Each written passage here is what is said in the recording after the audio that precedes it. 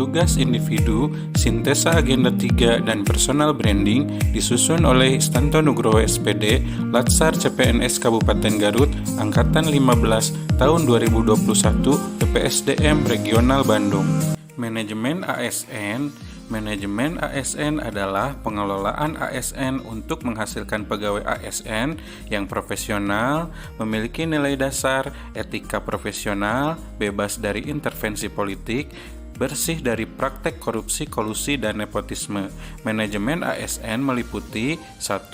Kedudukan, peran, hak dan kewajiban, dan kode etik ASN. 2. Konsep sistem merit dalam pengelolaan ASN, dan 3. Mekanisme pengelolaan ASN. Kedudukan ASN yaitu 1. Berdasarkan jenisnya, pegawai ASN terdiri atas pegawai negeri sipil dan pegawai pemerintah dengan perjanjian kerja. Kedua, pegawai ASN berkedudukan sebagai aparatur negara yang menjalankan kebijakan yang ditetapkan oleh pimpinan instansi pemerintah serta harus bebas dari pengaruh dan intervensi semua golongan dan partai politik. Dan yang ketiga, kedudukan ASN berada di pusat, daerah, dan luar negeri. Namun demikian, pegawai ASN merupakan satu kesatuan.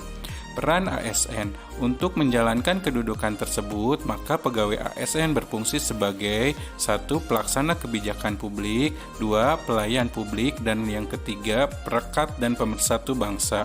Hak dan kewajiban ASN. ASN berhak memperoleh 1. Gaji, tunjangan, dan fasilitas, 2. Cuti, 3. Jaminan pensiun dan jaminan hari tua, 4. Perlindungan, dan 5. Pengembangan kompetensi. Sedangkan kewajiban ASN adalah 1. Setia dan taat pada Pancasila, Undang-Undang Dasar Negara Republik Indonesia tahun 1945, Negara Kesatuan Republik Indonesia, dan pemerintah yang sah. 2. Menjaga persatuan dan kesatuan bangsa. 3. Melaksanakan kebijakan yang dirumuskan pejabat pemerintah yang berwenang. 4.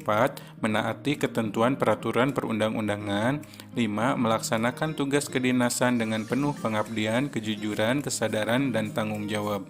6. Menunjukkan integritas dan keteladanan dalam sikap, perilaku, ucapan, dan tindakan kepada setiap orang, baik di dalam maupun di luar kedinasan. 7. Menyimpan rahasia jabatan dan hanya dapat mengemukakan rahasia jabatan sesuai dengan ketentuan peraturan perundang-undangan. Dan 8. Bersedia ditempatkan di seluruh wilayah negara kesatuan Republik Indonesia. Kode etik ASN. ASN sebagai profesi berlandaskan pada kode etik dan kode perilaku. Kode etik dan kode perilaku ASN bertujuan untuk menjaga martabat dan kehormatan ASN. Kode etik dan kode perilaku yang diatur dalam Undang-Undang ASN menjadi acuan bagi para ASN dalam penyelenggaraan birokrasi pemerintah. Konsep sistem merit dalam pengelolaan ASN. Penerapan sistem merit dalam pengelolaan ASN mendukung pencapaian tujuan dan sasaran organisasi dan memberikan ruang bagi transparansi, akuntabilitas, objektivitas, dan juga keadilan. Beberapa langkah nyata dapat dilakukan untuk penerapan sistem ini, baik dari sisi perencanaan kebutuhan yang berupa transparansi dan jangkauan penginformasian kepada masyarakat maupun jaminan objektivitas dalam pelaksanaan seleksi, sehingga instansi pemerintah mendapatkan pegawai yang tepat dan berintegritas untuk mencapai visi dan misinya. Pelayanan publik. Undang-Undang Nomor 25 Tahun 2009 tentang Pelayanan Publik menyatakan bahwa pelayanan publik adalah kegiatan atau rangkaian kegiatan dalam rangka pemenuhan kebutuhan pelayanan sesuai dengan peraturan perundang-undangan bagi setiap warga negara dan pelayanan publik.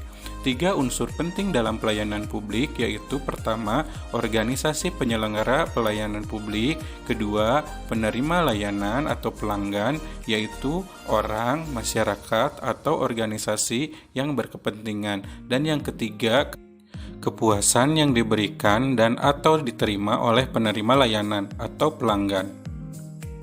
Wall of Government. Wall of Government adalah sebuah pendekatan penyelenggaraan pemerintah yang menyatukan upaya-upaya kolaboratif pemerintah dari keseluruhan sektor dalam ruang lingkup koordinasi yang lebih luas guna mencapai tujuan-tujuan pembangunan kebijakan, manajemen program, dan pelayanan publik.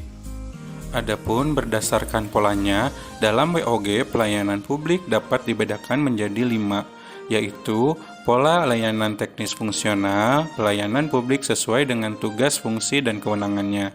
Pola pelayanan satu atap, pola pelayanan yang dilakukan secara terpadu pada satu instansi pemerintah yang bersangkutan.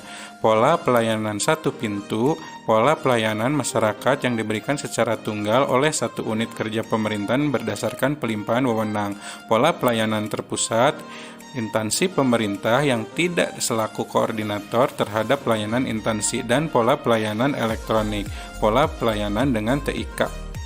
WOG berdasarkan jenisnya terdiri dari pelayanan yang bersifat administratif, pelayanan publik yang menghasilkan berbagai produk dokumen resmi yang dibutuhkan warga masyarakat, pelayanan jasa, pelayanan yang menghasilkan berbagai bentuk jasa yang dibutuhkan warga masyarakat, pelayanan barang, pelayanan yang menghasilkan jenis barang yang dibutuhkan oleh warga masyarakat, dan pelayanan regulatif, pelayanan melalui penegakan hukum dan peraturan perundang-undangan maupun kebijakan publik yang mengatur sendi-sendi kehidupan masyarakat.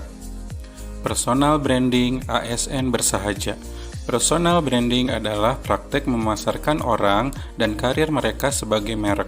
Ini adalah proses berkelanjutan untuk mengembangkan dan mempertahankan reputasi dan kesan individu, kelompok, atau organisasi. Sedangkan beberapa praktek berfokus pada peningkatan diri. Personal branding mendefinisikan kesuksesan sebagai bentuk pengemasan diri. Personal branding merupakan cara mempromosikan diri sendiri, kombinasi unik dari keterampilan, pengalaman, dan kepribadian yang ingin diperlihatkan. Sebagai ASN, dengan mempromosikan diri sebagai ASN bersahaja, bertanggung jawab, sederhana, hormat, jujur, dan amanah. Branding memungkinkan untuk mengatur diri sendiri tanpa harus bergantung pada orang lain. Branding bagian penting dari karir seseorang karena dapat bermanfaat sebagai pengembang kepercayaan, membangun koneksi, membangun kredibilitas, keuntungan dalam keyakinan, dan memiliki authenticity. Demikian pembahasan sintesa agenda 3 dan personal branding ASN bersahaja. Terima kasih.